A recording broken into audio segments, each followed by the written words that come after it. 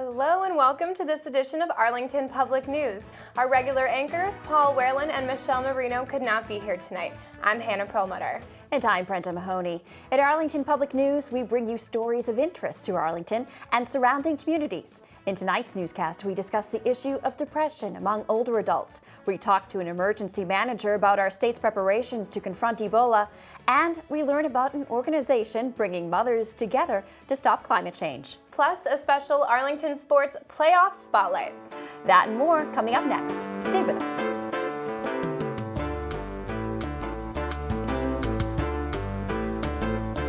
Depression can affect people from all walks of life. APN looked at the occurrence of depression specifically among older adults and spoke with geriatric psychiatrist Dr. James Ellison about the symptoms of depression and the importance of seeking treatment. Hello and welcome. Today I'm here with Dr. James Ellison, who is here to talk about an event to be held on Monday, November 17 at the Council on Aging on depression in older adults. Thank you for joining us. It's my pleasure to be here.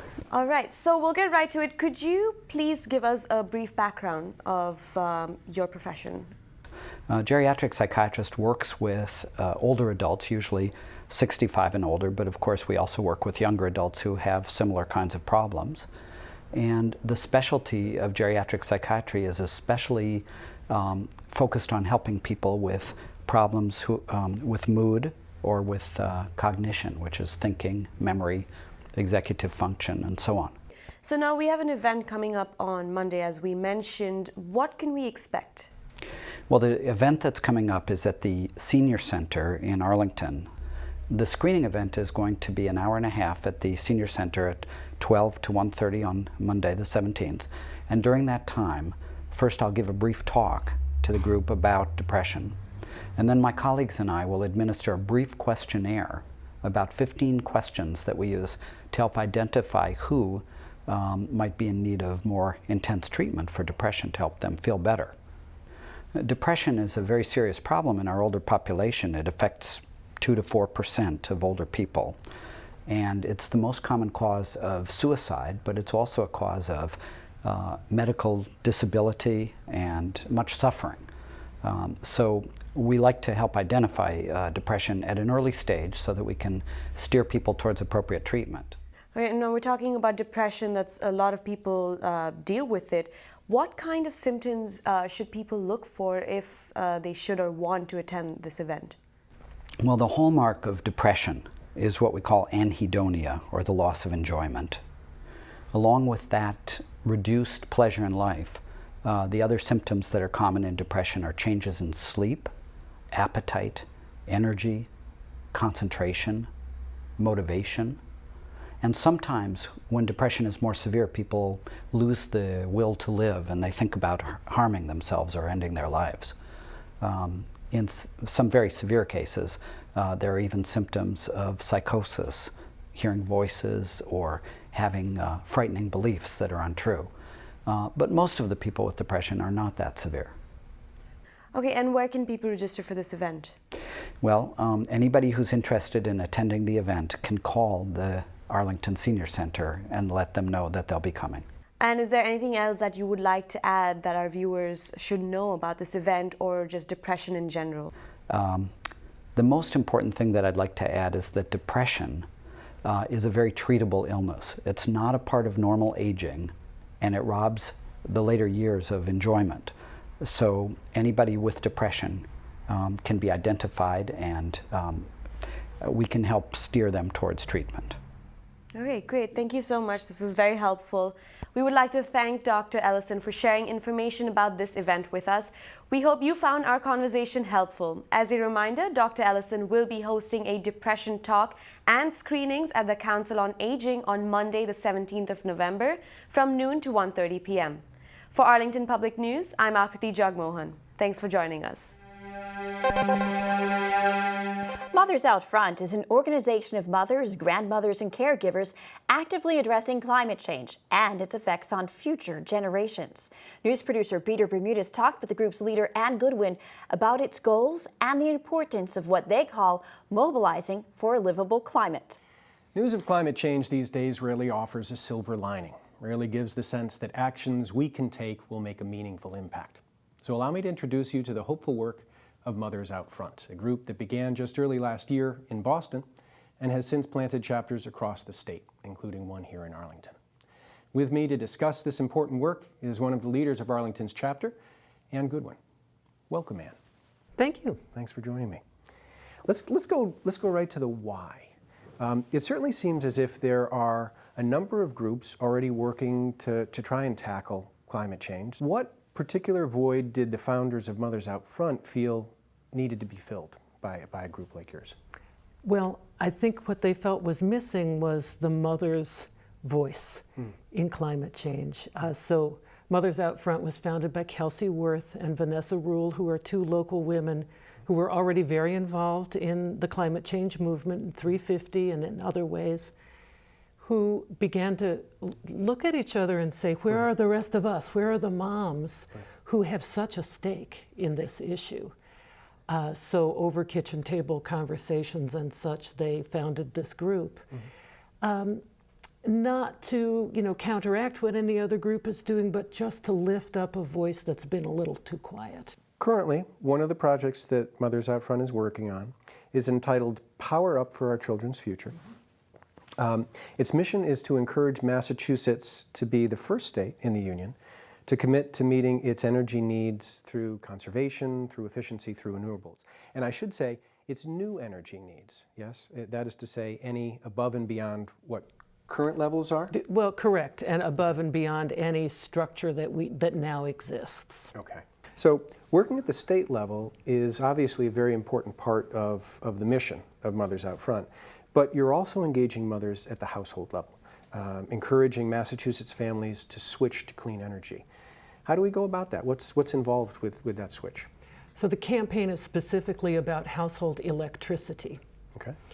And what we're asking people to do is go to the Mothers Out Front website, mothersoutfront.org, follow a few simple clicks of the mouse to the Mass Energy Alliance website. So we're partnered with Mass Energy. It's a nonprofit organization that does renewable energy and also low-cost heating oil. And you sign up for one of two programs there, either 100% Massachusetts wind or another program which has a mix of different renewables. Click the button, and then in addition to your regular NSTAR bill, you get a separate bill that says this is what you paid for your green energy. In my household, it's about $10 a month. Many households, it'll be a little cheaper. We estimate it's around $200 a year premium to get renewable energy in your home. For Ann Goodwin and Mothers Out Front, I'm Peter Bermudez for Arlington Public News. And Mothers Out Front, it's a fairly new group in town. I had the pleasure of meeting them at Arlington Town Day. And they're for energy conservation, but with a focus of mothers and their children. I know it's great, and Massachusetts is such a great state for this platform of, climate change and preventative tips, so best of luck to them. In light of the expanding international discussion of the spread of Ebola and concerns about controlling the virus, APN spoke with Dr. Christian Lanphier, Emergency Manager at the Cambridge Health Alliance, to discuss Massachusetts' preparedness to face a hazardous outbreak. Hello and welcome. Today I'm here with Dr. Christian Lanphier to talk about Massachusetts' preparedness when it comes to outbreaks of deadly diseases like Ebola. Thank you so much for joining us. Thank you. So we'll get right to it. Ebola and Massachusetts, how prepared are we as a state to deal with any sort of outbreak? So I think that Massachusetts, I think we need to go back, probably 6 or 7 or 8 years, where even after September 11th, the state, and I think along with my colleagues across the country, we've been preparing for all hazard events. So biological, chemical, radiological type, and explosive type events. So I think we've been, over the years, we've been gearing up for these types of events to unfold. Now that Ebola has really come on our shores, I think that there's this big sense of panic. But I think that we've actually come a long way. Okay, and say hypothetically, someone is suspected of having Ebola, contracting Ebola. Could you walk us through the procedures of what would be done as emergency and quick precautions? Because flu season's coming up, so I think this is something that we really need to be mostly concerned about. For patients or people who are really concerned that if they had a recent travel to West Africa, or they may know someone who recently traveled to West Africa, and they start to develop flu-like symptoms, I would immediately get on the phone and start calling your doctor. Depending on the facility, all of the primary care doctors' offices now are all going through a triage algorithm. They're really they want to find out what exactly your symptoms are, and then if any recent travel to West Africa.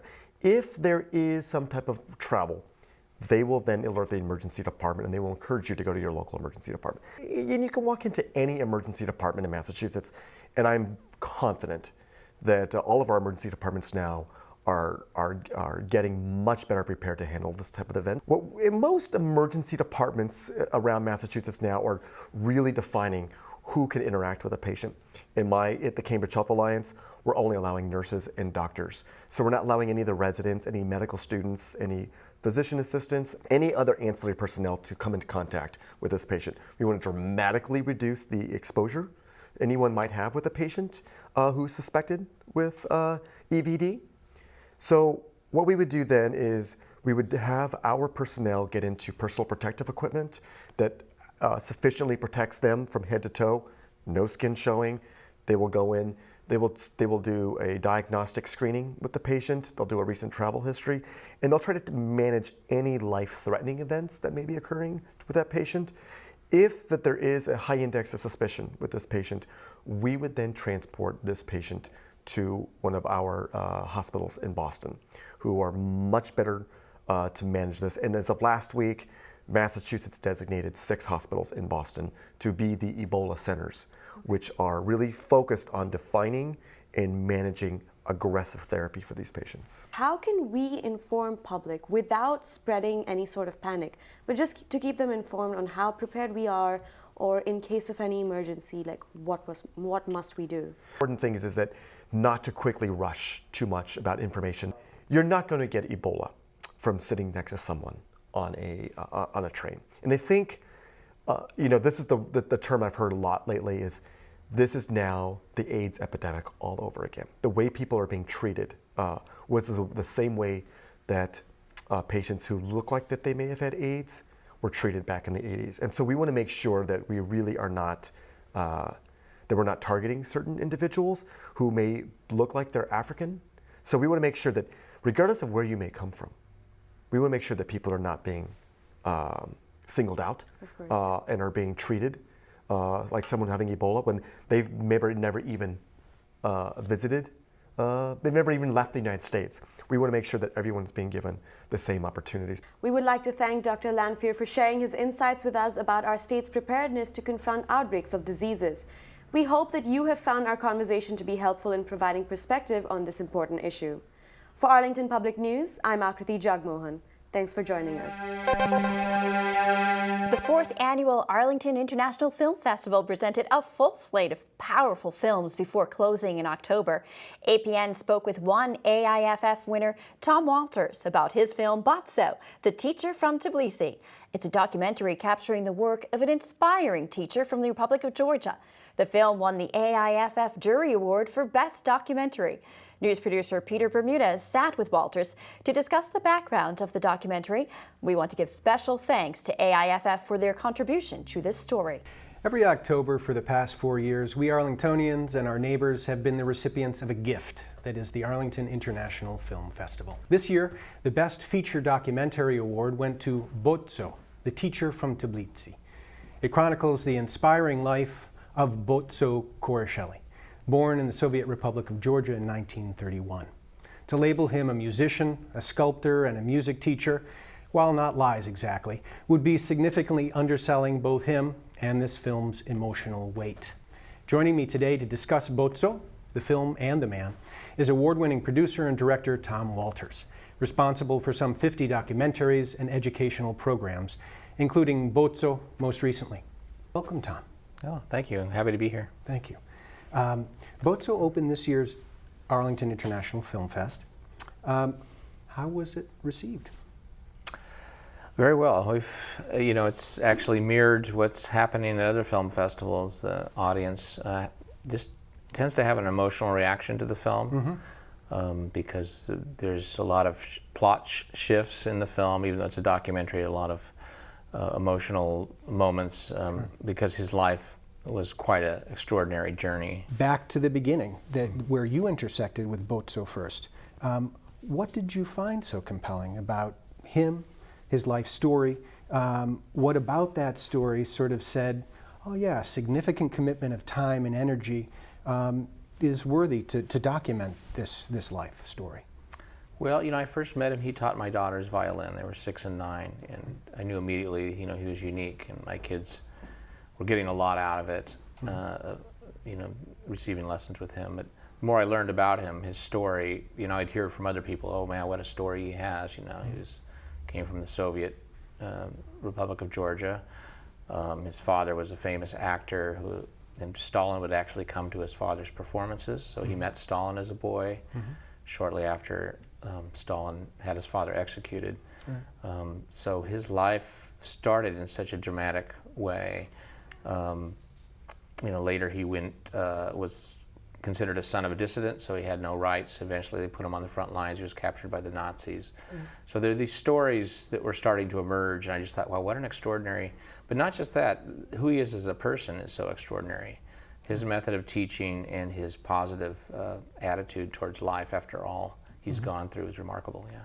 Is there anything else you can imagine being of interest to or helpful to viewers? You should really acknowledge, when you make a film, it's not you just making a film. They call me the filmmaker, and but it's really a team. And fortunately, some of them are coming, at the festival. Randy Barros, the editor extraordinaire, and Hilary Grant, a writer. David Thayer was a producer. Simon Nylander, cinematographer. It's really a team effort when you make a film. It's a collaborative media. So I always like to acknowledge them. For Tom Walters, I'm Peter Bermudez for Arlington Public News. APN recently attended the farewell reception for departing Robbins Library Director Ryan Livergood. We spoke with Ryan about his time at the library, his accomplishments in Arlington, and his plans for the future. I'm Joel Rothstein, Arlington Public News at the Robbins Library. This is where the Robbins Library staff is honoring the accomplishments of Ryan Livergood during his very brief tenure at the Arlington Public Library as the director. Tell me, what's your secret? What's the process you used to discover the different types of ideas that needed to be implemented, and how did you go about in executing? Well, what I think I do is I listen and I read a lot because I'm a librarian, right? So of course I read. But I think the big thing is just to listen to everyone, listen to staff, listen to the community, and keep an open mind. And that's how you get feedback, and that's how you improve your library, is listening. And then you got the ideas. What did you do to implement them? How did you get approval? How did you get budget? Right. Well, I think that there's a lot of people that you need to work with to make things happen. And one of the things I think I'm pretty good at doing is building relationships, not only with my staff, but with individuals in the community that you need help with to do projects, to implement programming, to implement events. And that's what I did. I built relationships and was able to motivate, inspire people to get excited about ideas, and then they would help. With all of your accomplishments, which ones stand out in your mind? What are your greatest accomplishments here? I loved the Library Card Sign-Up Challenge. Not only did it improve awareness about the library in our community, but a lot of people signed up for library cards and discovered the library that way. It was just a great event. It was a collaboration of so many different individuals. I got help from people in the town, from I think it was 27 local businesses at the time that all collaborated to make that work. So it's really a community event. It was individuals, businesses, organizations, and that's what I'm most proud of, are those events that brought the community together and so many people working together to accomplish something. What are your next steps now as you move forward? What's your big plan out there? I don't know. I'm going to take it one day at a time. I want to wrap up things here, and then I'll have a few weeks to make the move out to Illinois, and then I'll begin as the executive director of the Warren Newport Public Library District. So it's going to be a learning experience. It's a different state with different rules, a different job. It's a library district as opposed to municipal libraries. There's a lot to learn. So I'm going to take it one day at a time.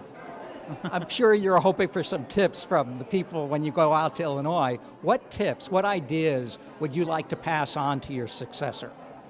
I think just to take advantage of the resources around you. We have a great library staff here, great board of trustees, great supporters of the library, both our friends groups, the Arlington Libraries Foundation. So just to listen to those folks and rely on their support.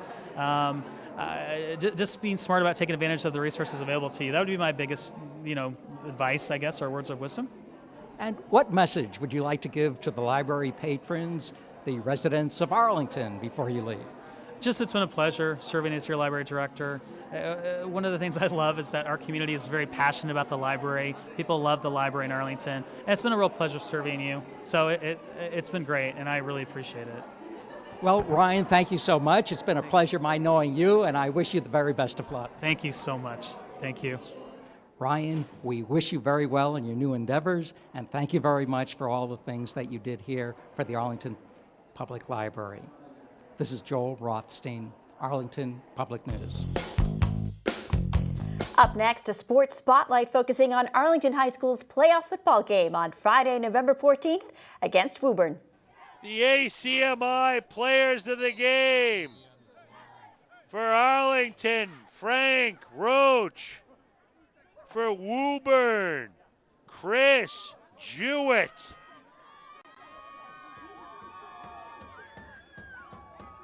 Also for Arlington, Alec Coleman, ACMi player of the game. ACMi player of the game, Kyle Coleman. And that's the ball game, folks. Whoa, and what do we have here? A little bit of extracurricular activities. You don't like to see that in a fight breaking out over here. You don't like to see that at all.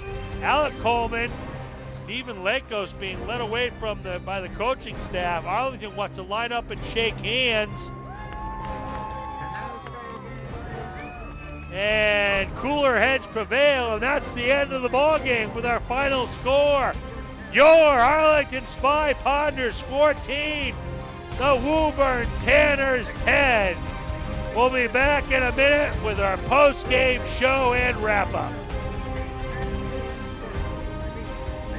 What was it like out there tonight to beat Woburn for the first time this season? It was an all-out brawl, as you saw at the end, throwing punches all the way to the end. We beat them up front and with the skill position, so we're good.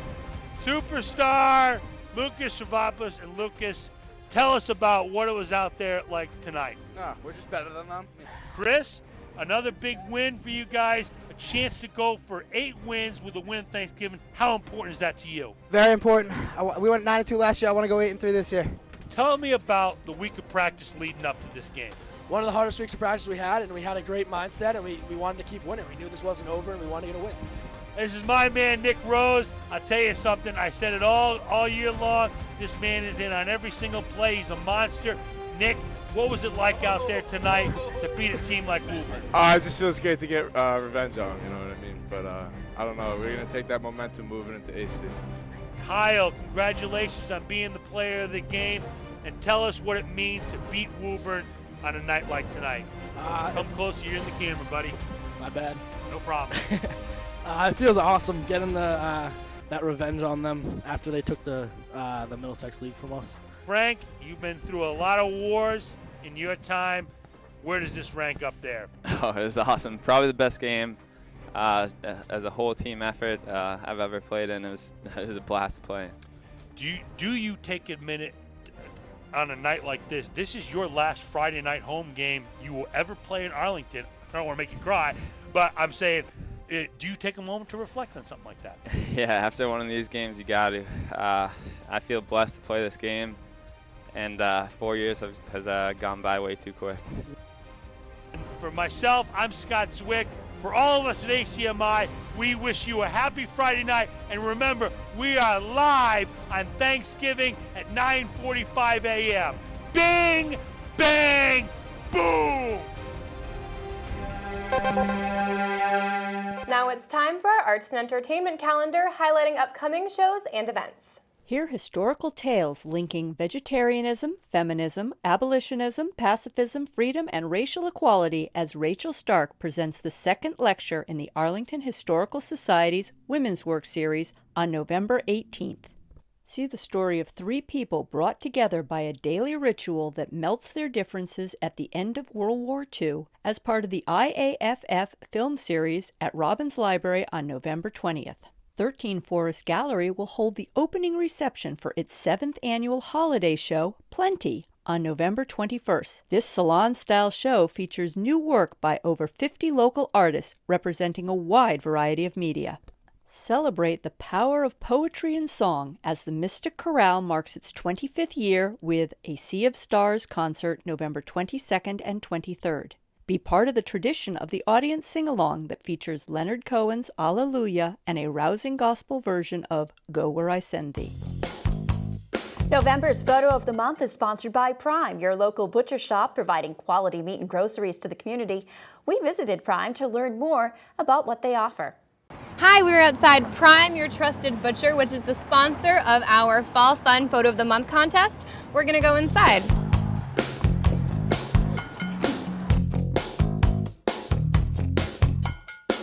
We're here with Matt Gassetto, who is the manager of Prime, your trusted butcher. What's your favorite part about being in Arlington?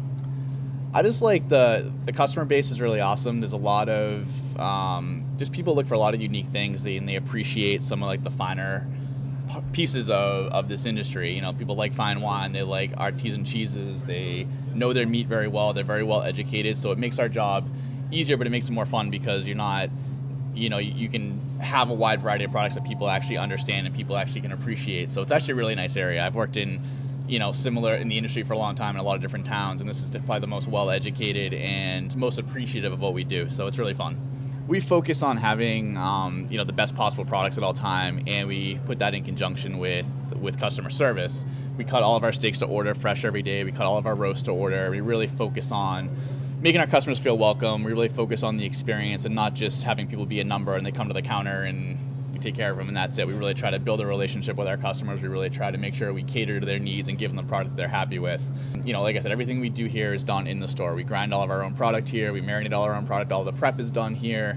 And all of our steaks and roasts are cut to order fresh every single day. So we're definitely a specialty butcher shop. And there's a lot of things that we just don't have room for in the case, but we have out back in our coolers, and we can cut pretty much anything for anybody at any given time. Operating independently, we kind of have more of an opportunity to focus on local vendors. With our beer, wine, spirits, we focus on a lot of local products as well, which is really fun. There's a lot of new wineries that are kind of up in the area that we're focusing on. And for wine, there's a lot of spirits that are right in the city of Boston, which is really nice, and a lot of craft brews that we offer. But also a lot of our grocery items are made here in Arlington. You know, we have some, you know, chili cow ice cream is right in Arlington. We have some new granola products that we just started carrying that's made from a couple that's right in Arlington and Lexington. So a lot of the products that we feature are local, which is really nice, and you can't always get that in a, you know, run-of-the-mill grocery store. I'm Hannah Perlmutter for Arlington Public News. We'll see you next time. A special thanks to Prime, your local butcher, for their Photo of the Month Fall Fun sponsorship. And now we announce our winner. Congratulations to Julie Bankovic. Julie has won a $75 gift card to Prime, located on 1398 Mass Ave. Thank you for all your fun autumn entries, and stay tuned for next month's photo contest for your chance to win.